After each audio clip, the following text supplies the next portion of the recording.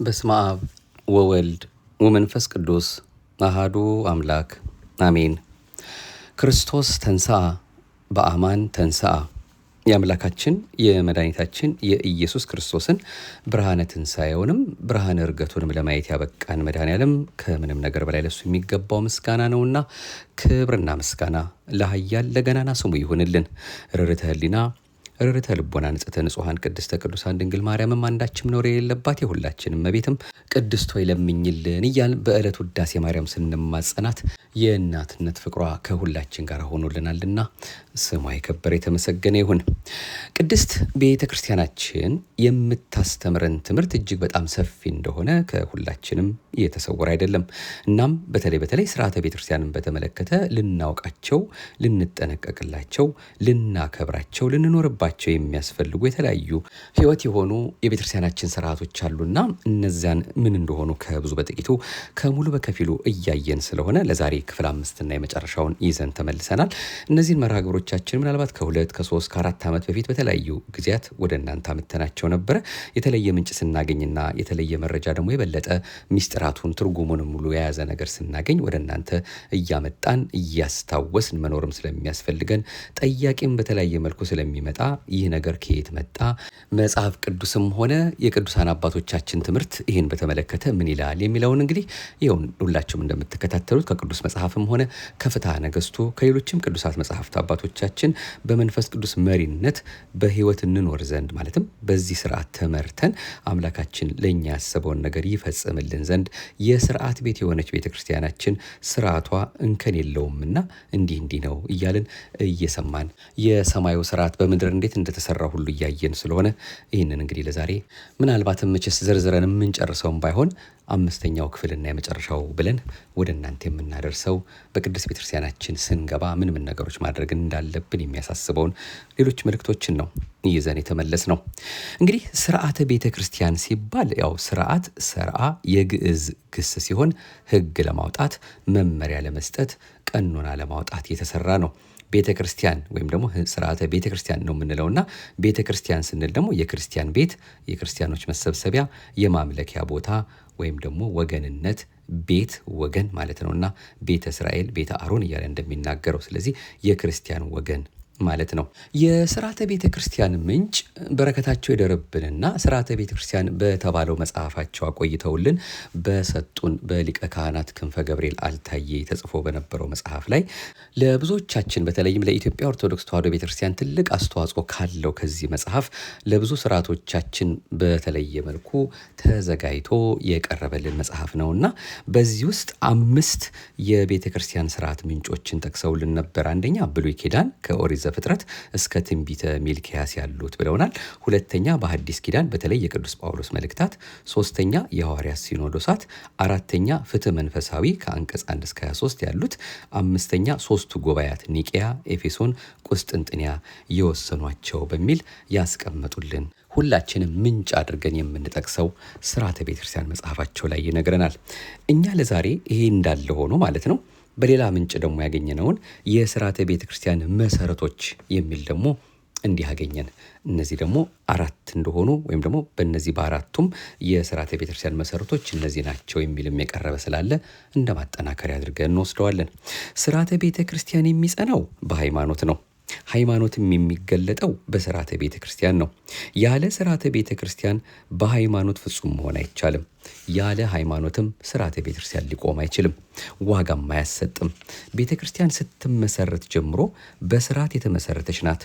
ስርዓተ ጉባኤ ማቴዎስ ምዕራፍ 10 ቁጥር 1፣ ስርዓተ ጾም ማቴዎስ ምዕራፍ 6 ቁጥር 16፣ ስርዓተ ጸሎት ማቴዎስ ምዕራፍ 6 ቁጥር 5፣ ስርዓተ ቁርባን ማቴዎስ ምዕራፍ 26 ቁጥር 26። እነዚህ ለአብነት ያህል አነሳን እንጂ ስርዓተ ጋብቻ፣ ስርዓተ ምግብና ሌሎችም አምላካችን መድኃኒታችን ኢየሱስ ክርስቶስ ለቤተ ክርስቲያን መምህራን ለሐዋርያት ያስተማራቸው ትምህርት ነው።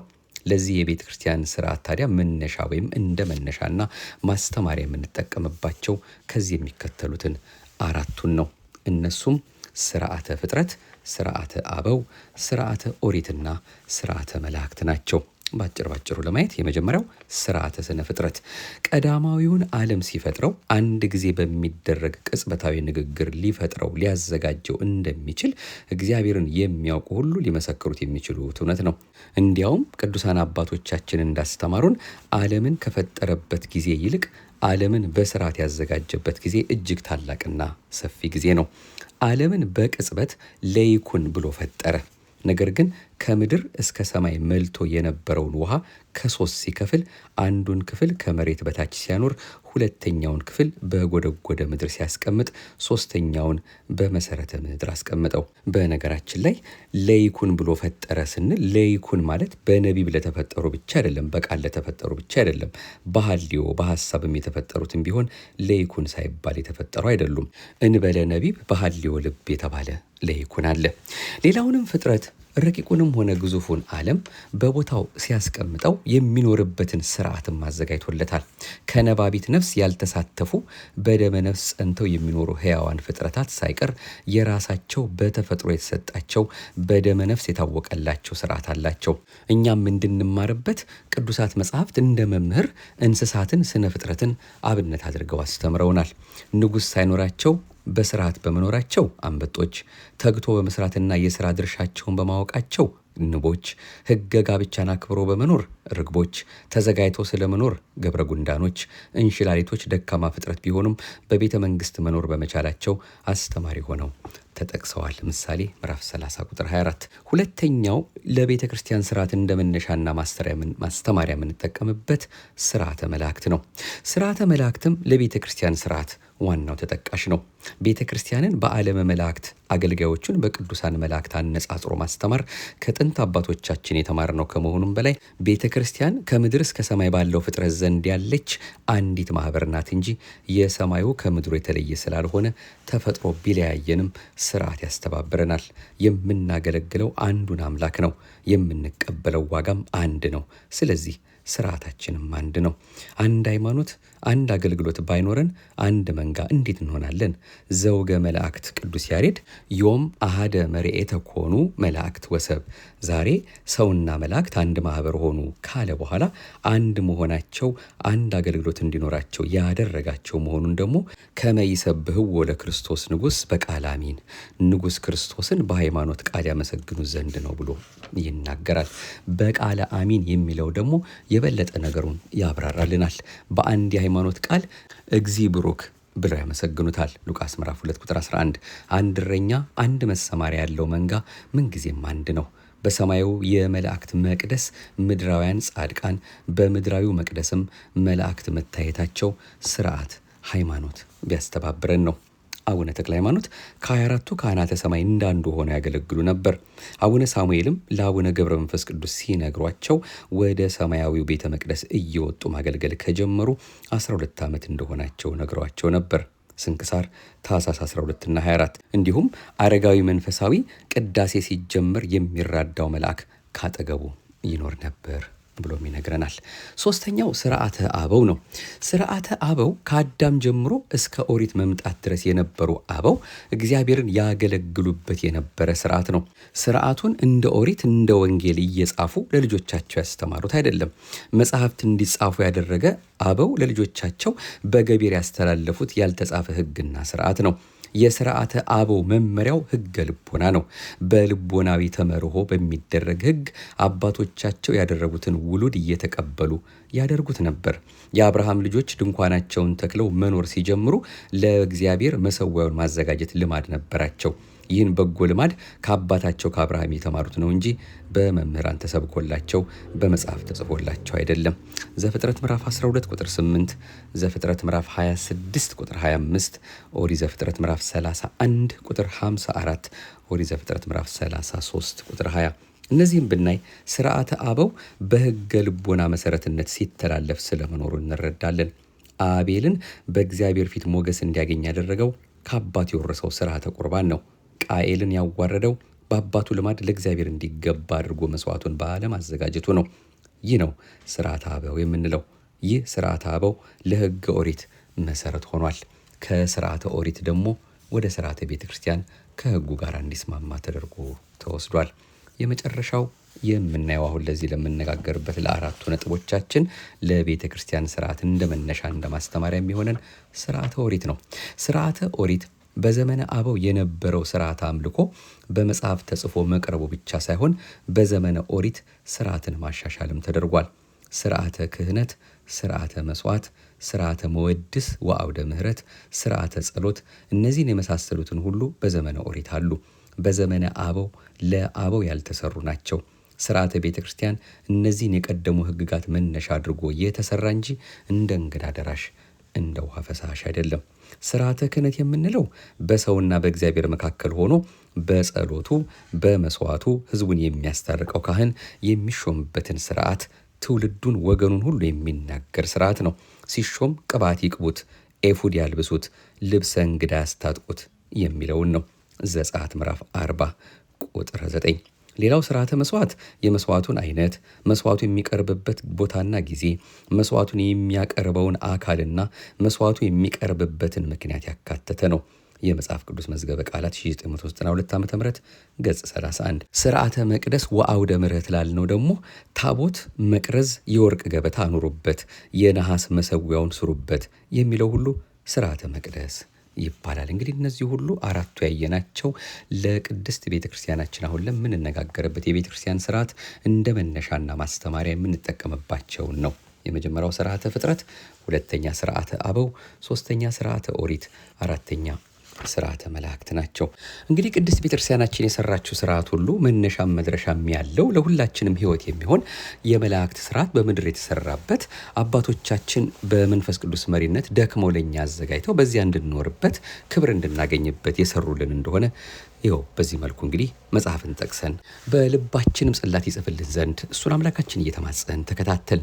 አሁን ቅድስት ቤተክርስቲያናችን የሚገቡ የማይገቡ ወደ ቤተክርስቲያን ስንገባ ምን ማድረግ አለብን፣ ውስጡ ስንገባስ ምን ነገሮችን ነው መፈጸም ያለብን የሚሉትን እስከዛሬም ከብዙ በጥቂቱ አንዳንድ ጉዳዮችን እያየን ነበረ።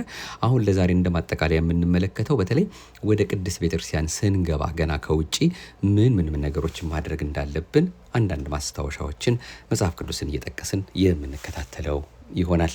ወደ ቅድስት ቤተክርስቲያን ስንገባ እንግዲህ የመጀመሪያው ያው መሳለምና እጅ መንሳት ነው።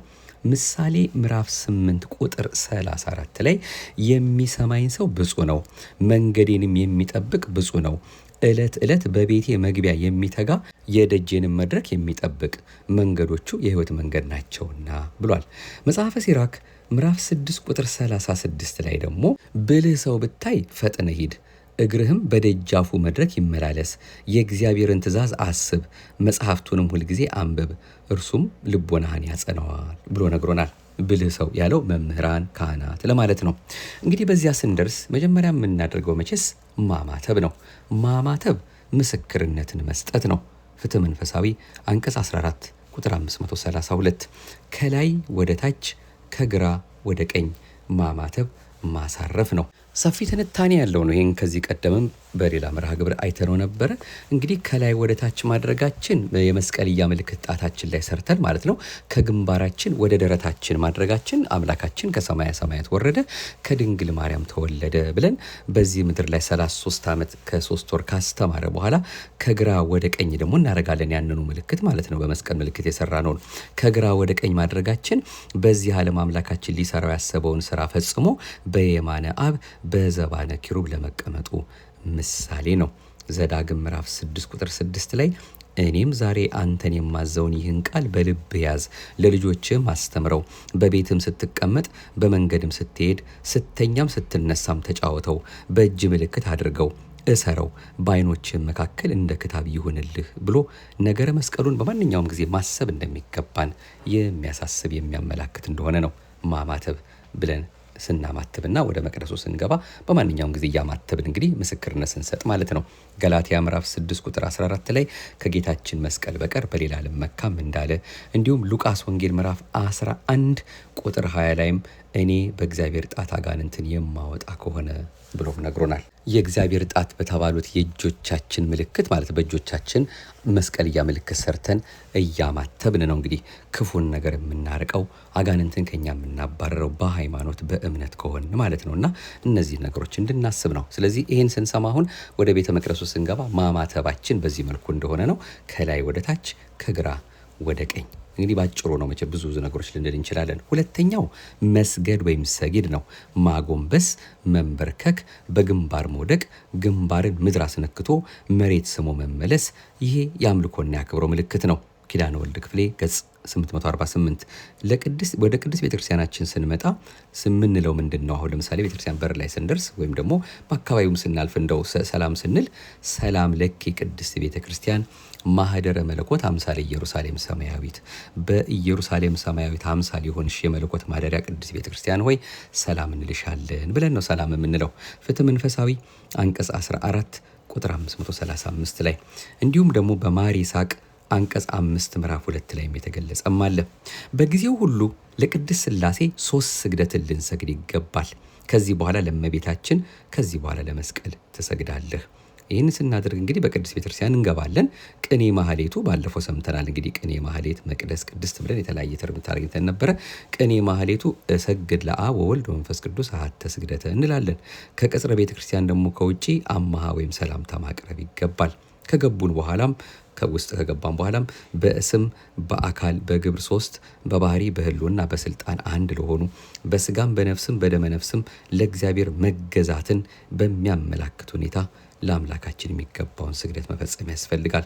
አንድ አምላክ በማለት ጸሎትን ደግሞ ስንጨርስ እንግዲህ ጸሎታችን ጠዋትም ሊሆን ይችላል፣ ማታም ሊሆን ይችላል፣ በግልም ጸሎት ስናደርግ ማለት ነው።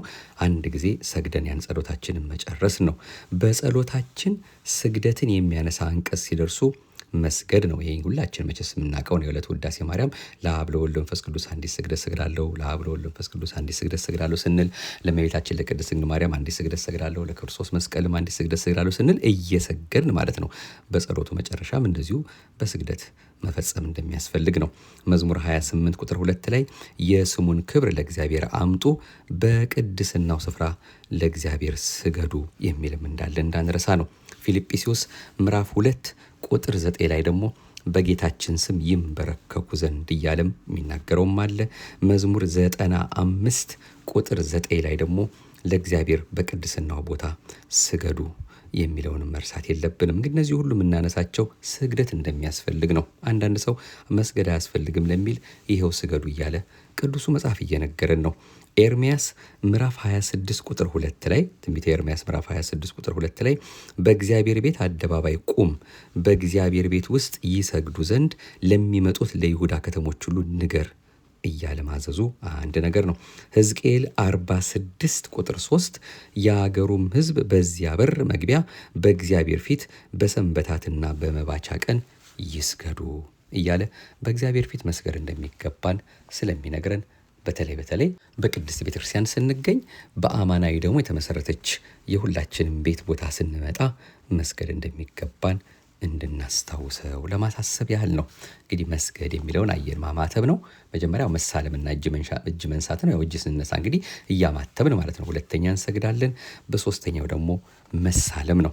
ህንፃውን ለምን እንስመዋለን፣ ለምን እንሳለመዋለን ቢሉ አንደኛ ለእግዚአብሔር የተለየ ነውና፣ ሁለተኛ መሳም ደግሞ የፍቅር የመውደድ ምልክት ነውና፣ ልጅነታችን ያገኘንበት ተመልሰን በዕለተ ሞት ደግሞ የምናርፍባት ቦታ ስለሆነ ነው። እንዲሁም ደግሞ ሶስተኛ የምናየው የምንሳለመው ለምንድን ነው? አካሉ የሚሰዋባት ቤተ ክርስቲያን ቅድስናው ረድኤቱ ያርፍባታልና ነው። እንዲሁም ደግሞ ከቅዱሳን ክብር የተነሳ እንስማታለን፣ እንሳለማታለን። ለልብሳቸው፣ ለበትራቸው፣ ለመነሳነሳቸው ከተረፈ ጽላታቸው በተቀረጸበት ስማቸው በሚጠራበት ቤተ ክርስቲያንማ እንዴት አድርገን ክብርን አንሰጥ? ሌላው በጳጳሳት እጅ በሜሮን የከበረች በመሆኗ ነው ህንፃውንም ቤቷንም የምንሳለመው። ሌላው ደግሞ ስጋ ወልደ እግዚአብሔር የሚቆረስበት ደመ ወልደ እግዚአብሔር የሚቀዳበት ቦታ በመሆኑ እንሰግዳለን፣ ክብር እንሰጣለን። ሌላም ደግሞ ጸሎተ ዕጣን የሚያርግበት ቦታ ነውና፣ እንዲሁም ደግሞ ቃል እግዚአብሔር ዘወትር ይነገርበታልና ስብሐተ እግዚአብሔር ስለሚደርስበት ቤተክርስቲያን እያከበርን እንስማታለን፣ እናከብራታለን። ሌላው መላእክት በመዓልትም በሌሊትም ይጠብቁታል፣ ቅዱሳንም በረድኤት ይጎበኟታልና ነው። ፊልጵስዩስ ምዕራፍ 2 ቁጥር 10 በሰማይና በምድር በቀላያትና ከምድር በታች ያለ ጉልበት ሁሉ ለኢየሱስ ክርስቶስ ስም ይሰግድ ዘንድ ነው እያለ የሚናገረውን በልባችን እንድናሳድረው ያስፈልገናል። እንግዲህ አንድ ሰው ቤተ ክርስቲያንን ምን ያሳልመሃል አንተ አሁን ይሄ ግድግዳውን ወይም ደግሞ ድንጋዩን ብትሰማው ምን ታገኛለህ ብሎ ለሚጠይቀን እነዚህ ምክንያቶች ናቸው። እንግዲህ በድጋሚ ለማስታወስ ለእግዚአብሔር የተለየች ናትና የፍቅር የመውደድ ምልክት ነው። መሳም አካሉ የሚሰዋባት ቦታ ናት። ከቅዱሳን ክብር የተነሳ ነው። በጳጳሳት እጅ በሜሮን የከበረች በመሆኗ ነው። ስጋ ወልደ እግዚአብሔር የሚቆረስባት፣ ደሞ ወልደ እግዚአብሔር የሚቀዳባት፣ ጸሎተ ዕጣን የሚያደርግባት፣ ቃል እግዚአብሔር ዘወትር የሚነገርባትና ስብሐተ እግዚአብሔር የሚደርስባት፣ መላእክት በማለትም በሌሊትም የሚጠብቋት፣ ቅዱሳን በሌሊት የሚጎበኟት ቦታ ናት ብለን ነው እንግዲህ መልስ የምንሰጠው። እኛም ይህን አምነን የምንፈጽመው። ሌላው አራተኛው የምናደርገው ደግሞ ጫማ ማውለቅ ነው። ለሙሴና ኢያሱ የተነገረ የታዘዘ ነው። የቆምክባት ቦታ ወይም ደግሞ የቆምንባት ቦታ የአማናዊቷ ቤተክርስቲያን ምሳሌ ነውና ነው። ዘጸአት ምዕራፍ 3 ቁጥር 5 እና ኢያሱ ምዕራፍ 5 ቁጥር 15 የተገለጸ ነው። ዘጸአት ምዕራፍ 3 ወደዚህ አትቅረብ አለው ለሙሴ፣ አንተ የቆምክባት ስፍራ የተቀደሰች መሬት ናትና ጫማን ከእግርህ አውጣ ብሎታል። ኢያሱ ምዕራፍ 5 ቁጥር 15 ላይም የተመዘዘ ሰይፍ በእጁ የያዘ ሰው በፊቱ ቆሞ ነበረ። ኢያሱም ወደ እርሱ ቀርቦ ከእኛ ወገን ወይስ ከጠላቶቻችን ወገን ነህ አለው። እርሱም አይደለሁም፣ እኔ የእግዚአብሔር ሰራዊት አለቃ ሆኜ ቅዱስ ሚካኤል ነው አሁን መጥቻለሁ ባለው ጊዜ ኢያሱም ወደ ምድር በግንባሩ ተደፍቶ ሰገደና አንተ የቆምክባት ስፍራ የተቀደሰ ነውና ጫማን ከእግርህ አውልቅ ብሎ መልአኩ እንደነገረው እናያለን። ፍትህ መንፈሳዊ አንቀጽ 12 ቁጥር 480 ፍትህ መንፈሳዊ አንቀጽ 12 ቁጥር 480 ቤተ ክርስቲያን ሲገቡ ጫማ አውልቆ በአጭር ታጥቆ መግባትና መቆም ይገባል ብሎ ነግሮናል። መጽሐፈ ምዕዳን ገጽ 41 እንዲሁም በተለያየ መልኩ በሌሎች መጽሐፍትም ይሄንን እናገኘዋለን። ሌላው ስለ ቅድስት ቤተ ክርስቲያን አሰራር በምሳሌ የሚነገሩና የሚፈቱ አሉ። ካነሳ ነው አይቀር ቅድስት ቤተ ክርስቲያናችንን ጉዳይ ቅድስት ቤተ ክርስቲያን 3 በሮች ነው ያሏት። የቅድስት ሥላሴ ምሳሌ ነው። 3 ክፍሎች የሶስቱ ሰማያት ዓለማተ መላእክት ነው። ኢዮር፣ ራማና ኤረር ነው። 3ቱ ደግሞ ማዕረገ ክህነት ነው። በ3 የሚነገር ምሳሌ ነው እያየን ያለ ነው። 3ቱ ማዕረጋተ ክህነት ዲቁና፣ ቅስና፣ ኤጲስቆጶስ። ሌላው ስለ ቅድስት ቤተክርስቲያን አሰራር በምሳሌ የሚነገር 3ቱ ጾታ ምዕመናን ካህናት፣ ወንዶች፣ ሴቶች። ሌላው ደግሞ አእማዶቹ ወይም ምሰሶዎቹ የሰራዊተ መላእክት ምሳሌ ናቸው። ካህናት ደግሞ የመላእክት ምሳሌዎች ናቸው። ታዲያ በምስራቅ በኩል የካህናት መግቢያ፣ በሰሜን የወንዶች መግቢያ፣ በደቡብ የሴቶች መግቢያዎች ይገኙበታል። ይሄንን ባለፈው በኖ መርከብ መስለን በኖ መርከብ ውስጥ የሆነውን ነገር እንዴት አድርጎ በክብ ቤተክርስቲያን በተለይ የሚሆነውን አምላካችን እንደፈቀደ ያስተማረንን ልብ እንላለን። አሁን እንደ ማጠቃለያ አድርገን የምንመለከተው መቼስ በጣም ብዙ ነገሮች ናቸው ከቅዱስ ቤተክርስቲያናችን ጋር ልንሰማቸው የሚያስፈልጉ። ቤተክርስቲያን ወይም ደግሞ ስርዓተ ቤተክርስቲያን መጠበቅ ይገባል ወይስ አይገባም? ብትጠብቁትም ባትጠብቁትም ጫማን አውልቅ አላወልቅ እያሉ በተለያየ መልኩ የሚናገሩ ሰዎች ሊኖሩ ይችላሉ። ይሄን በማድረጋችን ደግሞ ይሄ ከጽድቅና ኩነኔ የሚቆጠር አይደለም፣ ምንም ይሄን ያህል ችግር የለውም፣ ምንም የለበትም እያሉም የሚያዘናጉ ስለሚኖሩ ስለ ስርዓተ መጠበቅ ወይም መጠበቅ መጽሐፍ ቅዱስ የነገረንን ወይም የሚነግረንን አንዳንድ ጥቅሶች ለማየት እንሞክር። ሕዝቅኤል 44 ቁጥር 5 ትንቢተ ሕዝቅኤል ምዕራፍ 44 ቁጥር 5 እግዚአብሔር እንዲህ አለኝ፣ የሰው ልጅ ሆይ ልብ አድርግ፣ ስለ እግዚአብሔርን ቤት ስርዓትና ሕግ ሁሉ የምናገርህን ሁሉ በዓይንህ ተመልከት፣ በጆሮህም ስማ፣ የቤቱንም መግቢያ የመቅደሱንም መውጫ ሁሉ ልብ አድርግ ብሎ ስለ እግዚአብሔር ቤት ስርዓትና ሕግ ብሎ ስርዓትና ሕግ እንደተሰራለት ይነግረናል። አንደኛ ቆሮንቶስ ምዕራፍ 14 ቁጥር 40 ደግሞ ነገር ግን ሁሉ በአገባብና በስርዓት ይሁን ተብሎም የምናደርገው ነገር ሁሉ እያንዳንዱ ስርዓት የተሰራለት መሆኑን ልብ እንድንለው ነው ሐዋርያው የነገረን።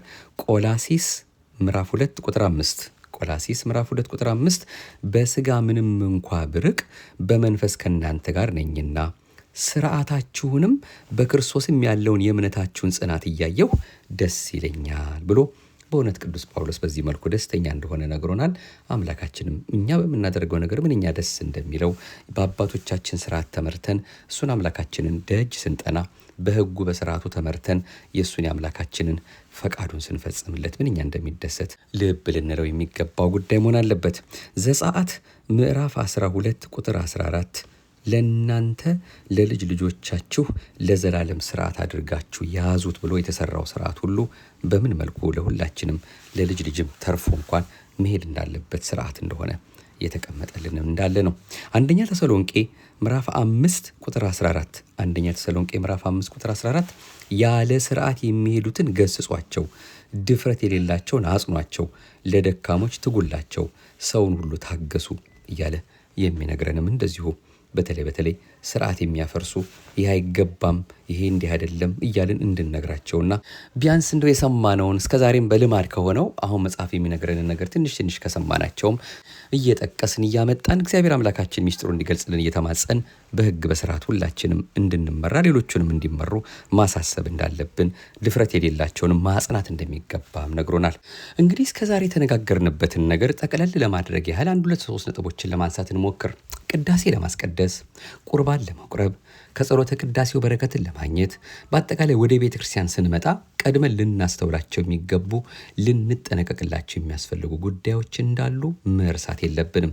አንደኛው የህሊና ዝግጅት፣ በተለይ በጎ ህሊና እንዲኖረን ቅዱስ ጳውሎስ በሐዋርያት ሥራ ምዕራፍ 23 ቁጥር 1 ላይ ወንድሞች ሆይ አላቸው፣ ሸንጎን ሰብስቦ ለሸንጎ እኔ እስከዚህ ቀን ድረስ በመልካም ህሊና ሁሉ ወይም በመልካም ህሊና ሁሉ በእግዚአብሔር ፊት ኖሬያለሁ ብሎ ነግሮናል። ስለ ህሊና ደግሞ መገዛትም ግድ ነው ብሎም ደግሞ በሮሜ ምዕራፍ 13 ቁጥር 5 ላይ ነግሮናል። ከፍ ዝቅ እያልን ብናነበው ሙሉ መልእክቱን እዛው እናገኛለን። ስለዚህ በጎ ህሊናን ይዞ መምጣት ነው። ንጹህ ህሊና እንዲኖረን የሚታየውን መልካም ነገር ማድረግ፣ መጥፎ የሆነውን ነገር ደግሞ ማስወገድ ነው። በተለይ ለዚህ ጉዳይ አንደኛ ጴጥሮስ መጀመሪያዊቱ የሐዋርያው ቅዱስ ጴጥሮስ መልእክት ምዕራፍ 3 ቁጥር 16 ላይ በክርስቶስ ያለውን መልካሙን ኑሯችሁን የሚሳደቡ ሰዎች ክፉን እንደምታደርጉ በሚያሙበት ነገር እንዲያፍሩ በጎ ህሊና ይኖራችሁ ብሎ ነግሮናል። እና በተለያየ መልኩኛ ወደ ቤተክርስቲያን ስንመጣ አደግድገን ለአምላካችን የሚገባውን ክብር ለመስጠት በምንገሰግስበት ጊዜ ብዙ እንቅፋቶች በፊት ለፊታችን በሰውም በተለያየ መልኩም ሊመጣብን ይችላል። ይህን ስለሚያደርጉብን ሰዎች ክፉ ሳናስብ በአምላካችን በመድኃኒታችን በኢየሱስ ክርስቶስ ያለው መልካሙ ህይወታችን እንዳይጠፋብን ሰዎች ክፉ ነገር እንኳ ቢያስቡብን እኛ ግን በጎ ህሊናን ይዘን እንደውም ስለነሱ እየጸለይን መምጣት እንዳለብን ነው ቅዱስ ቤተክርስቲያናችን የምትነግረን። ልጄ ሆይ ልብህን ስጠኝ፣ አይኖችህም መንገዴን ይውደዱ እንዳለ መጽሐፈ ምሳሌ ምዕራፍ 23 ቁጥር 26 ላይ። ስለዚህ ወደ ቅዱስ ቤተክርስቲያናችን ስንመጣ እግራችንን መጠበቅ እንዳለብን መጽሐፈ መክብብ ምዕራፍ 5 ቁጥር 1 እንዲሁም ደግሞ መዝሙር 5 ቁጥር 7 እኔ ግን በምሕረትህ ብዛት ወደ ቤትህ እገባለሁ፣ አንተን በመፍራት ወደ ቅድስና መቅደስ እሰግዳለሁ እያሉ መግባት እንደሚገባ ነው። ሌላ ሁለተኛው የምናስበው ደግሞ የሰውነትን ንጽህና መጠበቅ ነው። ጥሩ ጠረን እንዲኖረን በሰንበት ዋዜማ መታጠብ፣ እርሱ አምላካችን ንጹሕ ባህሪ ስለሆነ ወደ እርሱ በአክብሮት መቅረብ እንደሚገባን ዘጸአት ምዕራፍ 19 ቁጥር 9 ጀምሮ እግዚአብሔርም ሙሴን ከአንተ ጋር ስነጋገር ሕዝቡ እንዲሰሙ ደግሞ ለዘላለም እንዲያምኑብህ እነሆ በከባድ ደመና እመጣልሃለሁ አለው። ሙሴም የሕዝቡን ቃል ለእግዚአብሔር ነገረ።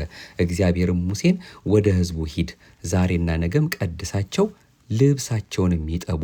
ሙሴም ሕዝቡንም ቀደሰ፣ ልብሳቸውንም አጠቡ ይላል። ስለዚህ በተለያየ መልኩ ልንለብሳቸው ያዘጋጀናቸው ልብሶች ሁሉ ሌሎች እንዳይታወቁ ንጽህናቸው የተጠበቀ ንጹሕ ባህሪ መድኃኔዓለም ቤት ስንገኝ እኛም ንጹሕ ሆነን እንድንመጣ የሚያሳስብ ነው። ሌላው መንፈሳዊ ያለባበስ ስርዓት ነው። እንግዲህ ሶስተኛው የምናየው ቅዱስ ያዕቆብ ወደ ቤቴል የቤተክርስቲያን አምሳል ወደ ሆነችው መስዋዕት ይሰዋ ዘንድ ትእዛዝ በደረሰው ጊዜ ቤተሰቡን እንግዶች አማልክትን ከመካከላቸው አስወግዱ፣ ንጹሕ ሁኑ፣ ልብሳችሁንም ለውጡ ብሎ አዟቸዋል። ዘፍጥረት ምዕራፍ 35 ተነስተንም ወደ ቤቴል እንውጣ አላቸው። እንግዲህ አባትን ጠይቅ እርሱም ይነግርሃል እንዳለ ዘዳግም 32 ላይ ወደ ቤተ እግዚአብሔር ስንሄድ የምንለብሰው የተለየ የቤተ ክርስቲያን ልብስ ቢኖረን ይመረጣል። አሊያም ያው ያለንን እንኳን አጥበን አጽድተን ለብሰን መምጣት፣ ተራ ነገር ለብሶ አለመምጣት፣ ለእግዚአብሔር ክብር ላስቀዳሹ ሞገስ የሚሆንን ነገር አስቦ ማድረግ ነው። ሊለበሱ የማይገባቸው በቅድስት ቤተክርስቲያናችን ብዙ ጊዜ የምናያቸው ናቸው። እኛም እንግዲህ አንዳንዴ እንደው ምናልባት ሰው ሳያውቅ ቀርቶ ይሆን እያለ የምናልፋቸው ነገሮች አሉ። ሊለበሱ የማይገባቸው ለምሳሌ ማንኛውም የሌሊት ልብስ ተለብሶ መምጣት አይገባም። የሰውነትን የአካልን ቅርጽ አጉልተው የሚያሳዩ ልብሶች ለሰርግና ለተለያዩ ጥሪዎች የሚለበሱ ማለትም ያው መቼስ ለቤተክርስቲያን የሚሆነው ልብስ ነው የሰርግ ልብስ።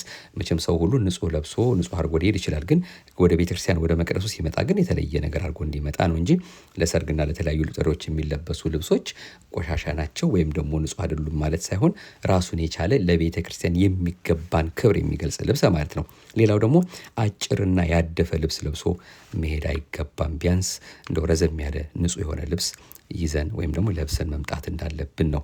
ማሰናከያ እንዳንሆን ማቴዎስ 18 ላይ ማሰናከያ ለሚያመጣ ሰው ወዮለት ተብሎ ስለተነገረ እንግዲህ ሌሎች ከዚህ በፊት የሚያየናቸው አሉ። ባልና ሚስት በምንጣፍ አንድ ከመሆን መታቀብ እንዳለባቸው ነው። ለቤተክርስቲያን ለመሄድ ባሰቡ ጊዜ ትጋትን እያሳዩ መምጣት እንደሚገባ ምሳሌ 12 ቁጥር 13 በተራክቦ የዛለና የደከመ አይምሮ ይዞ መሄድ እንደማይገባ በነቃና በተጋ አይምሮ ሆኖ ምስጋና የባህሪ የሆነውን አምላክ ለማመስገን ለማክበር መሄድ እንደሚገባ ነው።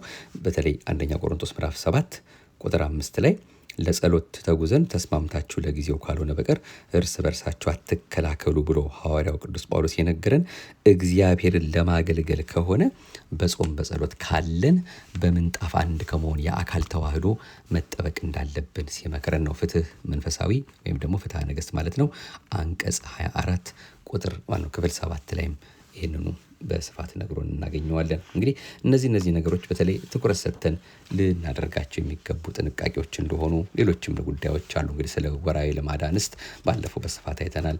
እነዚህ ነገሮችን በልባችን እንድናሳድራቸው አምላካችን በቸርነቱ የነገረንን ሳንረሳ ነው። እንግዲህ ከቁርባን ጋር የተያያዙ ደግሞ እስከዚህ ቀደምን በስፋት ያየናቸው አሉ። ቅዱስ ቁርባን የሚያስፈልገው ለማን ነው? ለመቁረብ የሚያበቃና የማያበቃ የመቁረቢያ ቀንና እድሜን በተመለከተ በቅዳሴ ጊዜ ቤተክርስቲያን ተገኝቶ ማስቀደስና መቁረብ እንደሚገባ ስለ ቅዱስ ቁርባን ደግሞ የተነገሩ ጽሑፎችና አባባሎች እንዳሉ ሁሉ ይህም በስፋት እንደ እግዚአብሔር ፈቃድ ከዚህ ቀደም አይተነዋል። አምላካችን እንግዲህ እስካሁን በተነጋገርንበትም በልባችንም እንዲያሳድርልን በጠየቅነውም በሁሉ ጉዳያችን እሱ እንዳይጠፋብንና ሚስጥሩ እንዲገልጽልን የይቅርታውን የቸርነቱን ስራ እንዲሰራልን ፈቃዱ ይሁንልን። እንግዲህ ከብዙ በጥቂቱ እነዚህ 5 ወደ እናንተ ያደረስናቸው ክፍሎች ከቅድስት ቤተክርስቲያናችን ከህንፃው ስራ በውስጥም በውጭም ስላለው እኛም በውስጡ ስንገባም በውጭም እያለን ምን ማድረግ እንዳለብን ገና ከቤታችን ወደ ቤተክርስቲያን ስንሄድ ምን ነገሮችን እያሰብን መምጣት እንደሚገባን በሚያሳስብ መልኩ እንግዲህ አንዳንድ ቁም ነገሮችን ይዘናል ብለን ተስፋ እናደርጋለን። እናንተ እንግዲህ ልብ ብላችሁ እየደጋገማችሁ እየሰማችሁ መጽሐፋዊ እንደሆነ መጽሐፍ ቅዱሳዊ እንደሆነ በፍትሐ ነገሥቱም በሌሎች መጽሐፍቶች ተገልጾ ለሁላችንም ትምህርት የሆነን ዘንድ የተቀመጠልን ስለሆነ በልባችን እያሳደርን እሱ አምላካችን በነገረን ባስተማረን በመረጠልን ዋጋ ክብር ለምናገኝበት ነገር እያተጋን በስርዓቱ በህጉ እንድንመላለስ አሁንም የቸርነቱን ስራ እንዲሰራልን የእሱ የመድኃኔዓለም የተቀደሰ ፈቃዱ ይሁንልን። ማንረሳው ጥቅስ ስርዓትህን እማር ዘንድ ያስጨነቀኝ መልካም ሆነልኝ የሚለው መዝሙር 118 ላይ የተገለጸው ቃል ነውና እነዚህን ስርዓቶች እንደሱ እንደ አምላካችን ፈቃድ እሱ ነው ኃይል አድርገን መፈጸማችን ለህጉ ለስርዓቱ ተገዢ መሆናችንን ማሳየታችን ጥቅሙ ለራሳችን ነውና በዚህ መልኩ እንድንፈጽመው እሱ ማስተዋል ጥበቡን እንዲያድለን በእምነት ውስጥ ያሉም ሆነ ከዛ ውጭም ያሉ ይህንን ስርዓታችንን ንቀው አቃለው ያሉ ካሉም ወደ ልባቸው እንዲመልሳቸው ወደ መልካሙና ቀናው መንገድ እንዲመራቸው እኛ ቢያንስ በትንሹ ደፋ ቀና እያልን ይህን ስርዓት ለመፈጸም የምንሞክረው መጸለይ ማሳሰብ አለብን። እግዚአብሔርን የምትፈራ ሰውነት የተደነቀች ናት ይላል መጽሐፈ ሲራክ ምዕራፍ 31 ቁጥር 18 ላይ። እንግዲህ እግዚአብሔር አምላካችን የምትፈራ ሰውነት ከህይወታችን እንዳጠፋብን እግዚአብሔርን መፍራት ከሁሉ ትልቃለች፣ እርሷን የጠበቀ ሰውን የሚመስለው የለም እንዳለ ይኸው መጽሐፈ ሲራክ ምዕራፍ 25 ቁጥር 11 ላይ ለእርሱ የሚገባውን ፍቅር ክብር ከሰጠን መድኃኔዓለም የፍቅር አምላክ ከሁላችን ጋር እንደማይለየንና የልባችን መሻት መልካሙን ነገር ሁሉ እንደሚፈጽምልን እያመን ማድረግ መፈጸም እንዳለብን የሚያሳስቡ መልእክታት ናቸው። እንግዲህ ይቆየን። ሌሎች ከዚሁ ጋር ተያያዥነት ያላቸው ምናልባትም በተለያዩ ጉዳዮች በጥያቄ የሚመጡ ይኖራሉ። እነሱን መለስ ብለን ደግሞ በጣልቃ እያመጣን እንመለከታቸዋለን። ስለ ቅዱስ ቤተክርስቲያን በተለይ ብዙ ልንሰማቸው የሚያስፈልጉ ስርዓቶች ወይም ትምህርቶች ስላሉ ወደፊት ስንመጣ ወይም ወደፊት ደግሞ በዚህ ጉዳይ ላይ ስንነጋገር የምናመጣቸው የምንማራቸው ይሆናል። በ5 ክፍሎች ግን ይህንን መርሃ ግብራችን ለዛሬ ጠቅለል አድርገናል። በቀጣዩ በሌላ መርሃ ግብር እንደሱ እንዳምላካችን ፈቃድ እንመለሳለን። አንድ ማስታወሻ ለማቀበል ያህል አንዳንድ ጊዜ ጥያቄዎች እናንተ የምትጠይቁት ወይም ደግሞ ሰዎችም ሲያገኙን የሚጠይቁን ጥያቄ አለ። በዚህ በዓለ ሃምሳን ከጨረስን በኋላ ወይም በበዓለ ሃምሳ መቼ ነው ረቡዕና ዓርብ ጾም የሚገባው ብለው ሰዎች ይጠይቃሉ። መጠየቅ የነበረበት ግን መቼ ነው ጾም የሚገባው ብቻ ነው እንጂ ረቡዕ ዓርብ የሚገባው ተብሎ አይጠየቅም ነበረ። ረቡዕ ዓርብ መቼ ነው የሚገባው ብለው መጠየቅ ያለባቸው ሰዎች በህመም ያሉ ወይ ነፍሰ ጡር ወይ በድካም ያሉ ለመጾም አቅም የሌላቸው እግዚአብሔር ባወቀ እሱ በቸርነቱ እንዲቀበልላቸው እየተማጸኑ ከንስሐ አባቶቻቸው ጋር ተነጋግረው በቅድስት ቤተክርስቲያን የተፈቀደላቸው አካላት ናቸው። ስለዚህ ምንጊዜም ቢሆን በቅድስት ቤተክርስቲያናችን የተሰጡት አጽዋማት 7 ናቸው። እነዚህን 7 አጽዋማት ምንም ምክንያት ሳናበጅ በምንችለው አቅም ብንችል ሰዓቱን ጠብቀን ካልሆነ ግን አጽዋማቱ የተሰሩት ለኛ ነውና በቅድስት ቤተክርስቲያናችን ይኸው ስርዓት እንኑር እያልን ስንናገር እኮ ይህንን መፈጸም ራሱ ከምንም ነገር በላይ ነው። ስለዚህ እነዚህን አጽዋማት መፈጸም ስላለብን የገሌ ጾም ነው ሳንል ለሁላችንም የተሰጠ ስለሆነ ጾሙን ነው ሁልጊዜም አብልጠን አብዝተን ማድረግ የሚገባንና ጾሙ የሚገባው መቼ ነው ለሚለው የዘንድሮ እንግዲህ የሰኔ ጾም የሚገባው ሰኔ 2 2017 ዓመተ ምህረት ነው። በፈረንጆቹ ጁን 9 ማለት ነው። እንግዲህ ለአንድ ወር ከ3 ቀን ገደማ ነው። ሁሌ ጾም የሚፈታው ሐምሌ 5 ነው። የሐዋርያት ጾም ነው። ጾሙ ለምን እንደሚጾም ወደፊት እናመጣዋለን። ጌታችን ከተነሳ በኋላ 50 ቀን ሙሉ ረቡዕም ዓርብም ሳንል የደስታ የሐሴት ጊዜ ነውና የትንሣኤ ወራት ነውና ከጾም ተከልክለን ማለትም ከጾም ከስግደት በተለይ ተከልክለን ይህንን በፍስሐ በሐሴት በጥሉላት ምግብ እየበላን ቆይተናል። አሁን ደግሞ ሰኔ 2 ሲመጣ ደግሞ ጾሙ ሲጨርስ በዛው ዋናውን ጾም ተቀብለን እንሄዳለን ማለት ነውና በዚህ መልኩ በጥያቄ የቀረበውን ብንመልሰው የተሻለ ነውና ረቡዕ ዓርብ መቼ ነው የሚገባው ብሎ የሚጠይቅ ሰው ሌሎቹን አጽዋማት ወይም ደግሞ ሌላውን ዋናውን ጾም ትቶ ነው የሚለው ነገር በአይምሯችን ስለሚመጣ ነውና መጾሙን ሁላችንም መጾም ይገባናል። ከ7ቱ አጽዋማት አንዱ ጾም ይሄ ነውና በዚህ መልኩ እንድንይዘው ይሄንንም ጥያቄ በዚህ መልኩ እንድንመልሰው ያስፈልገናል። ይበቃናል ለዛሬ። ስርዓተ ቤተ ክርስቲያን ከተባለው መጽሐፍ ነው የመጀመሪያውን ክፍል በተለይ 4ቱ የቅድስት ቤተክርስቲያናችን ስርዓት ከየት ነው የመጣው የሚለውን የነገሩን ስርዓተ መላእክት፣ ስርዓተ ስነ ፍጥረት ብለን ያነሳናቸው ማለት ነው። የቀሩትን እኔ በማስታወሻዬ ላይ ከያዝኳቸው ከሊቀ ካህናት ክንፈ ገብርኤል አልታየም ሆነ ከሌሎች ምንጮች ይዤ ማስታወሻ ይዤ ለሁላችንም ለትምህርት የሆነን ዘንድ እንደሱ እንደ አምላካችን ፍቃድ ወደ እናንተ ወደ ሁላችንም ልቦና እንዲያደርስልን አምላካችን እየተማጸነው እየተከታተልነው መርሐ ግብርን ነበር ስናደምጥ የቆየ ነው። የደግነቱና የምሕረቱን ስራ ከሁላችንም ያላጓደለ እቺን ሰዓትና ደቂቃ ባርኮ ቅዱስ የሰጠን የፍቅር አምላክ ቸሩ መድኃኔዓለም ክብርና ምስጋና ለገናና ስሙ ይሁን። በነጻች በጎላች በተረዳች በአንዲቷ ኦርቶዶክሳዊት ተዋሕዶ ቤተክርስቲያናችን ልንሰማቸው ከሚያስፈልጉ ትምህርቶች እንግዲህ አንዱን ነው ይዘን ወደ እናንተ ተመልሰን ከቅዱስ ቤተክርስቲያን ጋር በተያያዘ በ5 ክፍሎች ይህን መልእክት ያደረስ ነው። በቀጣዩ በሌላ መርሐ ግብር እሱ አምላካችን እንደፈቀደልን መለስ ብለን የምናያቸው የምንከታተላቸው መርሐ ግብሮቻችንን እሱ እድሜውን ሰጥቶን ጌታ ቢፈቅድ ብንኖርም ይህን ወይም ያን እናደርጋለን ማለት ይገባቸዋል እንዳለ ቅዱስ ያዕቆብ እሱ ፈቅዶልን ኖረን እድሜውን አበድሮን ተገናኝተን እንድንሰማ እንድንማር እንድንመከር እንድንጸና እንድንጽናና እሱ አምላካችን በቃሉ እንዲያበረታን ደጅ እየጠናን እንከታተላለን። አቤቱ አንተን መፍራትን በልቦናችን በጎ አምልኮትህንም በህሊናችን ጨምር።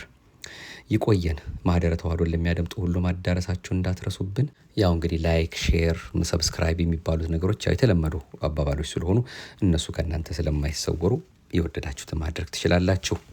ሀገራችን ኢትዮጵያን በዓይነ ምሕረቱ መድኃኔዓለም የሚመልከትልን፣ ህዝባችንን በቸርነቱ በይቅር ባይነቱ ጎብኝቶ ደጉን፣ ሰላሙን፣ ፍቅሩን፣ መተሳሰቡን፣ መተያየቱን፣ መጠያየቁን እሱ አምላካችን በቸርነቱ በእውነት በደግነቱ በፍጹም አባታዊ ፍቅሩ የቀደመውን ጊዜ እንዲመልስልን በጎውን ዘመን እንዲያቀርብልን ፈቃዱ ይሁንልን። የኔንም የእናንተንም መጨረሻ እንደ አይነ ጥቅሻ በሚደርሰው ጸሎቷ ርርተ ህሊና ርርተ ልቦና የመድኃኔዓለም እናቱ መብርሃን የመስቀል ላይ አደራ እናታችን እንድታሳምርልን ፈቃዱ ይሁንልን።